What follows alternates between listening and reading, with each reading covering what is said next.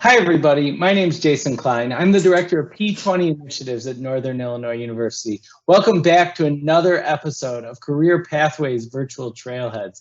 Today, we've got a really exciting one. Neither of us hosting had any idea about this field, and so we're excited to learn about it along with you today. I'm going to turn it over to Jamoke, and then we'll have Denise also do her introduction, and we'll get started learning about her job. Jamoke? Hello everyone, my name is Adejumoke Olopade. I'm an international student here at Northern Illinois University where I'm working on my master's degree in public health. The big plan for me after my degree is to work as a community engagement specialist. And as a public health student, I understand the important role that education and socioeconomic status plays on the health of an individual and the population at large. And that's why I'm really excited about this Career Pathway Virtual Trailheads, because we know that students out there need to be educated and provided with the resources that they need to make informed choices. Over to you, Denise. Okay, hi everyone. My name is Denise Hoth. I work in the surgical instrument industry. I manage a team of surgical instrument repair specialists, and I actually do some of the repair work myself and have done quite a bit in the past in the Chicago area. And happy to be a part of things. Great, thank you, Denise. I'll go ahead with my questions. So my first question to you would be, tell us a little bit about the job you do and the organization at large. Okay, our organization is, it's a nationwide organization, and I've been a part of them for 32 years now. So it's quite the lifelong endeavor that I never planned on staying this long, but it's been a great job. I manage the team of surgical instrument specialists, and I am a specialist myself. I spent many years working in the field. Generally, what we do is surgical instrument repair for hospitals and clinics and some doctors' offices. What that means is that we sharpen, maintain, and repair anything that a surgeon holds in his or her hand while they're actually performing surgery, as well as some of the ancillary equipment that you'll find in the operating room in general. That sounds like a very important job. So please walk us through a day in your job. What's a day like? I bet it's different from before the pandemic and now that the pandemic has kicked in. So if you could just walk us through both scenarios. Well, honestly, the repair technician side of things has not changed too much with the pandemic. We still do very, very much the same job because the job is still, health-based and needs to be performed. So the day in the life of a surgical instrument specialist is basically, we have service vehicles. It's a 16-foot box truck, and they're set up as mobile service labs. So what you would picture it's a standard front of a truck, and then in the box part of the truck, it's set up as a service lab.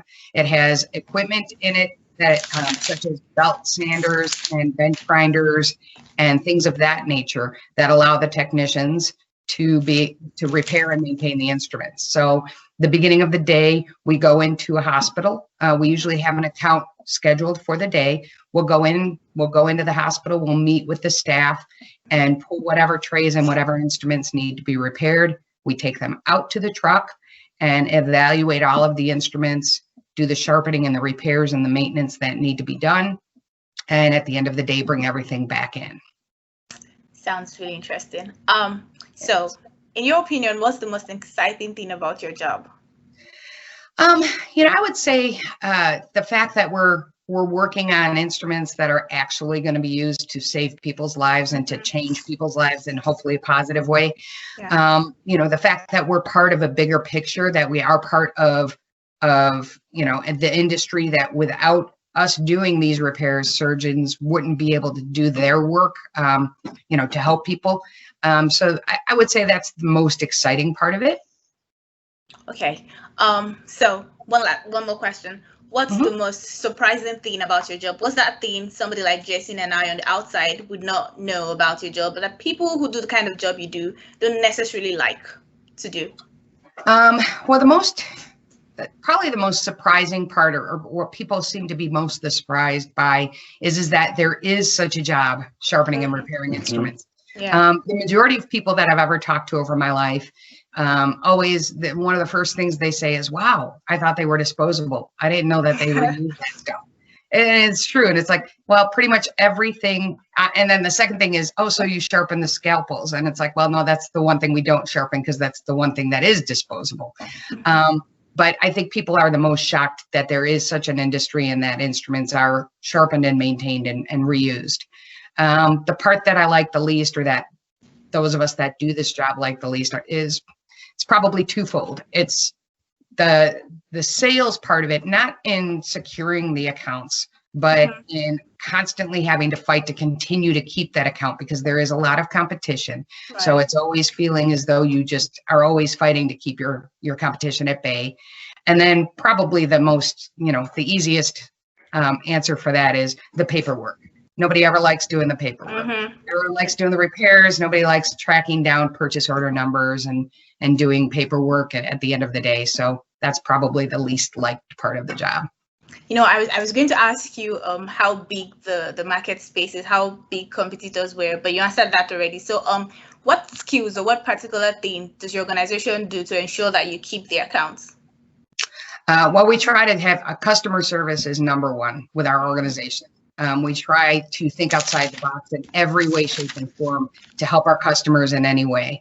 And we're really known for our customer service. I think that makes us stand out from our competitors. But, just like anything, the industry is also constantly trying to drive prices down to try to help their budgets. And, we're constantly trying to bring on new technology and new repair, options so that we can stay a step ahead of our competitors as well. That sounds like a very smart move to make. So can I interject and ask about that? Yeah, that's really interesting. So this idea of innovating in your space, what does that look like and who does the innovation? It really is a variety. So sometimes my business in the Northern Illinois region is my business. So I'm an independent contractor in Northern Illinois, but we have a nationwide company that is our parent corporation. So there are times that they will bring a technology to us. There are times that those of us out in the field actually come up with the technology on our own. Either way, we're the ones that are generally doing the research and trying to figure out how to do things. For instance, recently we started doing laser marking on instrumentation, which is similar to what you would see on anything, any piece of plastic or, any Best Buy card. You'd see laser marks can be applied to anything. So it was one of our company, one of my counterparts in the company, was his idea to do this, and the rest of us have joined together to try to research, train ourselves, get the equipment that we need. So a lot of it is generated by us. And the majority of, I've got 5 people that work with me and my team. Everyone is very creative. So we're always constantly thinking outside the box and trying to educate ourselves on better ways to do things or on ways to offer more services to our customers. So as we think about that, and tell me if this analogy is correct, and I'm thinking about it for everybody who's watching this too. So as you were talking, I was thinking it's a little bit like, I'm going to use McDonald's by name. So McDonald's, I could be a franchisee and I'm going to get stuff from corporate, but there have been these examples in McDonald's history. I believe breakfast might have been one. I think the Big Mac was another, where a franchisee said back to corporate, we think we could do something with this. We think there's something here. And then ultimately it's gone through those processes to be rolled out everywhere. Is that a little bit of a good analogy to describe how the 2 different ways that new technology gets identified, created, and implemented? That's an excellent analogy. And that is exactly what happens. And that's happened time and time again over the years. Usually the people that are on the streets that are in the field doing the repair work are the ones that see the need for a new service. And being the creative, types that work for our company, we're the ones that are like, oh, hey, wait, we can make a better mousetrap. We can figure that out in a better way. And then we bring it to corporate, or corporate sees that there's a need and brings it to us to try to figure out how to fill that need. So with that, and I'm probably taking this from my co-host here because she was probably going to ask this question, but I'm dying to know. So I'm going to ask this and I'll step back again. you keep talking about how important it is for team members to be creative and how everybody is creative and innovative. If you had an opening, either because someone won the lottery and moved away and now you got to fill their spot, or because you have more business and you need to add another person, what are the kind of skills and training that you're looking for someone to already have when you hire them? Like how would I go about getting into this in the first place, I guess, is maybe they're two different questions, but if you can address both or either, that would be great. Yeah, and it's, you know, it's essentially the same question, but I can address both aspects of it. So it's funny because that's probably one of the biggest questions that I have from people that are interested, like, how do I get into that? There's no one direct path. The 5 gentlemen that work for me, I have someone that had purchasing experience, worked in the purchasing department for a different company, not in the healthcare industry. I have somebody that worked in a metal shop, somebody that worked auto body, somebody that worked actually in a hospital in the instrument department, and then another gentleman that came to me from another territory that was trained. My point being, and I actually came from a surgical technology background. I went to Triton College, I went junior college, I went for surgical technology, and I worked in the OR for 6 years prior to doing this. So there are a number of paths that you could take to get to this. Probably the things that you would most likely want to focus on, or things that would make you the best candidate, would be if you have a mechanical aptitude. That's really the number one thing to be able to have. You need to be able to be a person that can look at something and try to figure out what's wrong with it, and then, if given the correct skills, can apply those skills to repair it. Another thing would be to come in through the surgical end of things, the surgical instrument end of things. So working in the sterile processing department at a hospital, which is a great entry-level job. There are programs for sterile processing now, which are great, which give you a leg up and give you certification to be able to go and get a job in an instrument department. And you could even get a job in an instrument department without the schooling, although I think more often these days it's more required. If you get a job in the sterile processing department and you work there for a couple of years, you're going to know all of the instruments, and that gives you a major advantage in this job, because knowing the instruments, then you're going to know how they should function, and then you can learn the repair aspect of it. And so that would typically be a 2-year degree from a community college, or would you need a 4-year bachelor's degree to start in this field? For the surgical technology, thing, it's actually, well, I had a 1-year program. I'm not sure how the length of the program now. It was a 1-year certificate program. I believe that the sterile processing side of things is about a 1-year program too. And don't quote me on that. I don't know. It's no more than a 2-year program. It's certainly not a bachelor's degree. If you go in through either one of those, corridors into surgery, it's going to give you a really good background. If you're really interested then in coming into this industry, it gives you more opportunity. Our industry has a lot more opportunity for income growth than those two industries do. So if you get that experience, it's a good segue into this industry. But you can come into, you certainly get the job in other ways. If you're mechanically inclined and you have the right opportunity open up for you, learning the surgical instruments would come with the job as well. So, for example, I worked in bike shops in high school and college. I was a bicycle racer and both worked on the bikes and on the sales floor. That theoretically could have been a good pathway into this. That's actually a really good pathway, yeah. Okay. Wow, that's interesting. Well, who knew?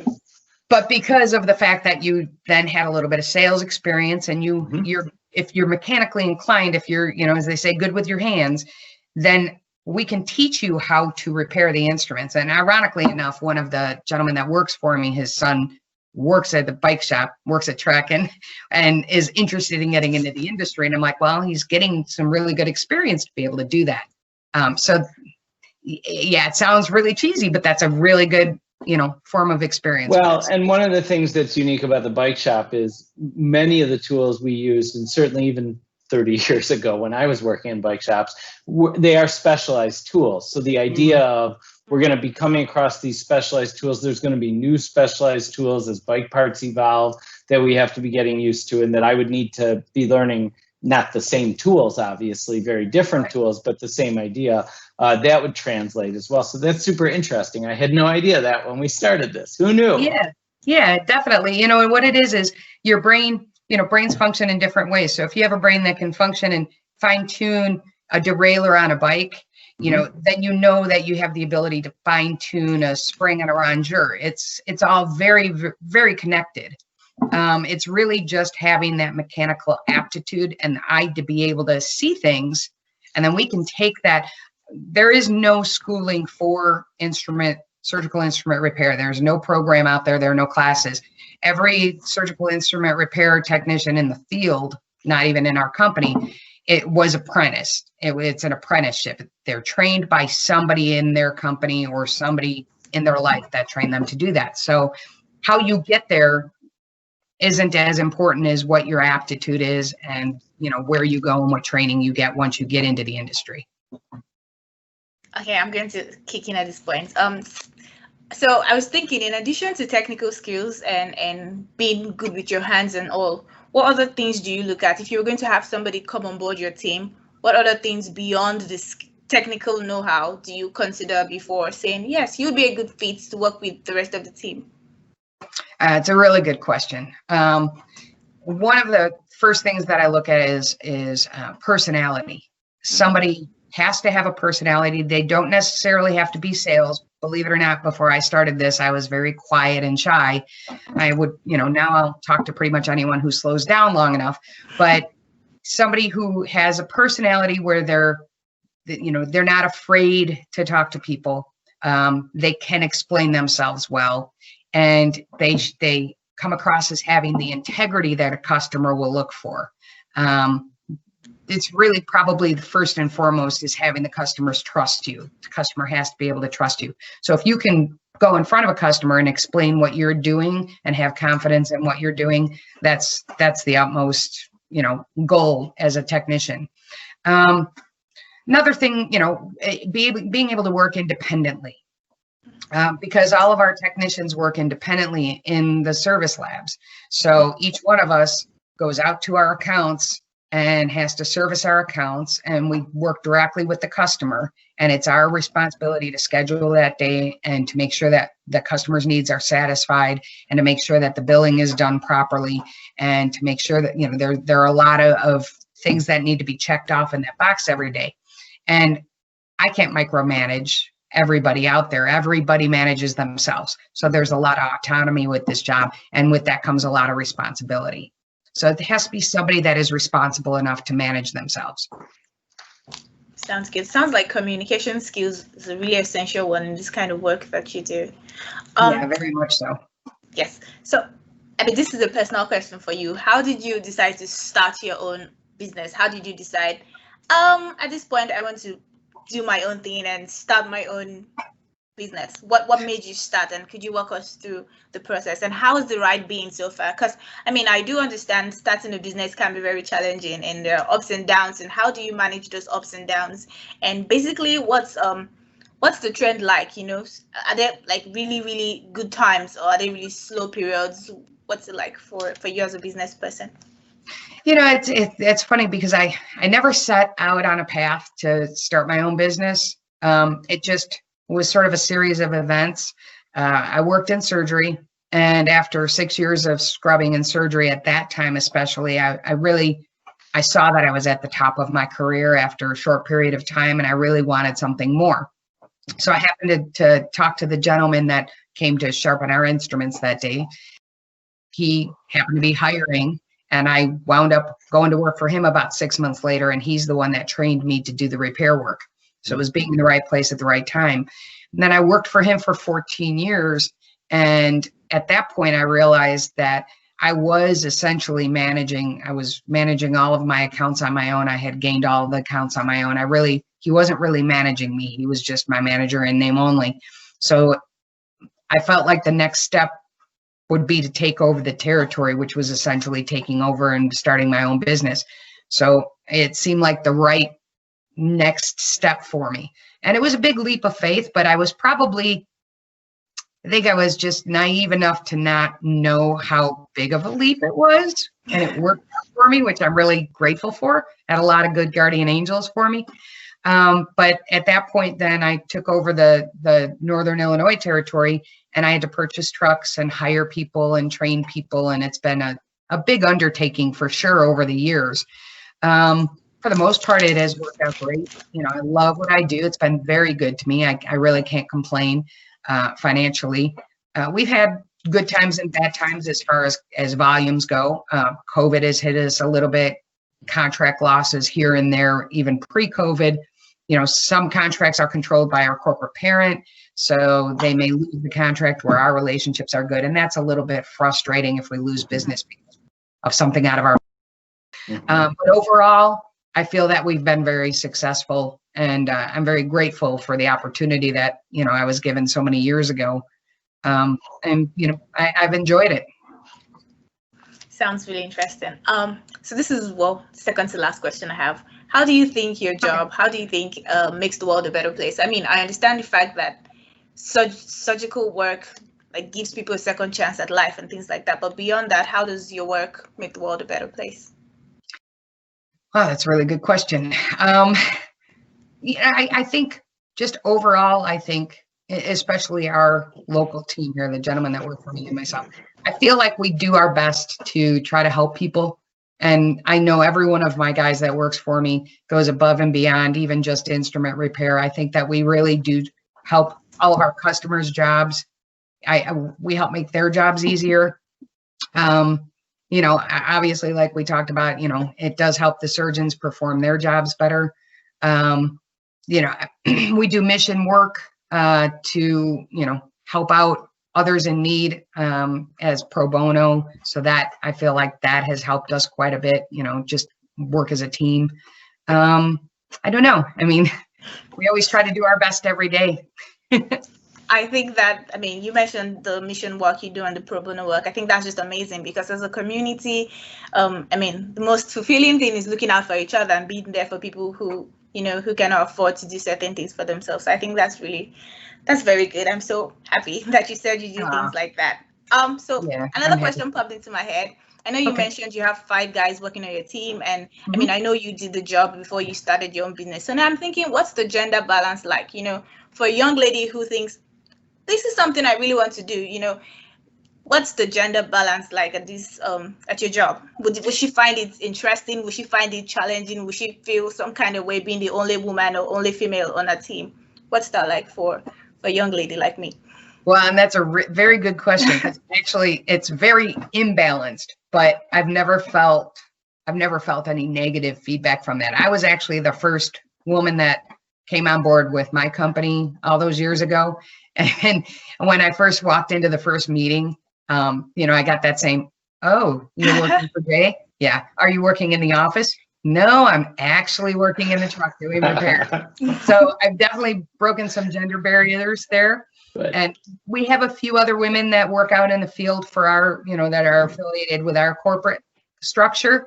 But it's still very imbalanced. It is still mainly male dominated as far as the repair technicians go. I would love to see that change. I think this is a job that absolutely could be done just as well, if not better, by a woman than by a man, because personally, I think a lot of women pay so much attention to detail. Yes. So, the thing is finding a woman who actually does like doing repair work and likes, challenges. I would gladly hire a woman if I found a candidate. And I think my guys would work very well. I honestly have never, being one of the only women in our company, I still have never felt any bias against me, at least not to my face. So I've been very fortunate that I've always been welcome, but I know it probably isn't all that, the same way with all companies out there, obviously. But I'd love to see more women come into the industry. I agree with you because for the past, I think 1 year, I wouldn't say I've been working as an apprentice, but then I know this electrician who I'll just go to work with randomly, and I found it really interesting. And every single time I go with him to work, people just say things like, "Oh, are you a female electrician?" and things like that. I'm like, I mean, I just want to learn. I mean, it seems like it might be an interesting thing. And then I think a lot of girls, a lot of young women need to be more exposed and they need to be encouraged to pick up more technical skills. And I'm really excited. You said, I mean, you'd gladly take a female on board your team. So. Oh, yeah. Yeah, absolutely. And I really do hope that more women start getting into the industry. It is one of those industries that no one really ever knows about. Yes. But I definitely think that women could excel in this industry just as much, if not more, than men can. Well, and while we don't know about it, I don't want to be lying on the surgical table about to go under and have one doctor say to a nurse or another doctor or the nurse to one of the doctors, oh, we really need to get this fixed, you guys. I mean, I don't want those to be the last things I hear before I go under. So, I mean, no, you certainly don't. It's certainly important. There's no question about that. So.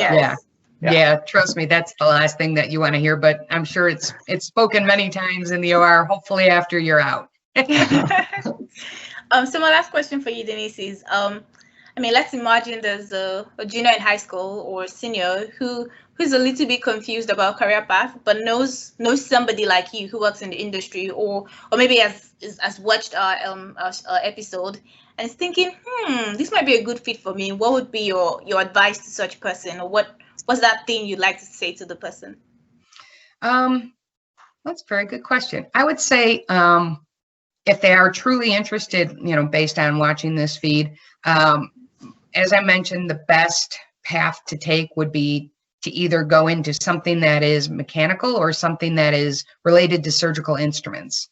We have all walks of life as far as backgrounds go. We have watchmakers. We have people that don't really have any background in any kind of a mechanical field, but just have that aptitude.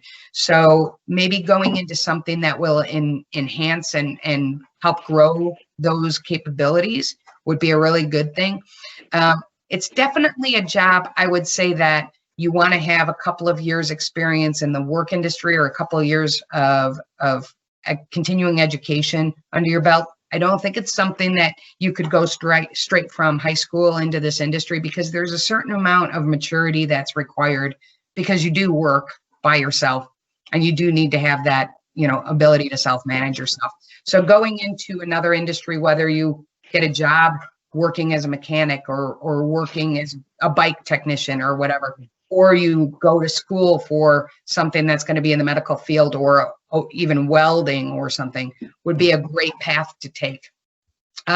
If there is someone that's truly interested in the industry, trying to meet somebody like myself, and feel free to reach out for me, that you might be able to go do a ride along for a day or two to really see what it's all about. So that does kind of help you decide if you want to kind of guide your path toward this industry.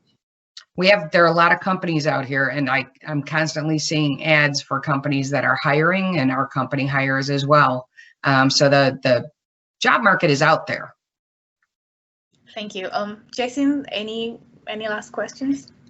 This was wonderful. You really opened our eyes to everything you do on both the actual repair side and how that works, as well as on the business side and how the business is structured and how you manage it and what skills are important. And so we really appreciate you coming on, because there were a lot of things this is our 18th episode of this series, and this one brought some entirely new things that maybe some of the other episodes hadn't up until this point. So I think this was super awesome, and I really appreciate it. So Denise, thank you for being with us today. Thank you so much. Thank you both for the invite. It's been an honor and a pleasure, and really nice meeting you both. For those of you watching, this is our Career Pathways Virtual Trailhead series from the Illinois P20 Network. If you have ideas about a job you'd like to see featured, or someone that you think would be great, or questions about an episode you've seen, connect with us on Twitter. You can also subscribe to the series to our YouTube channel, which also has videos for teachers and school administrators, as well as we add all of these Career Pathways Virtual Trailheads videos to this playlist. So thank you so much. We'll see you in our next episode. Denise, thanks again. Thank you, guys. Have a good night. Have a great day.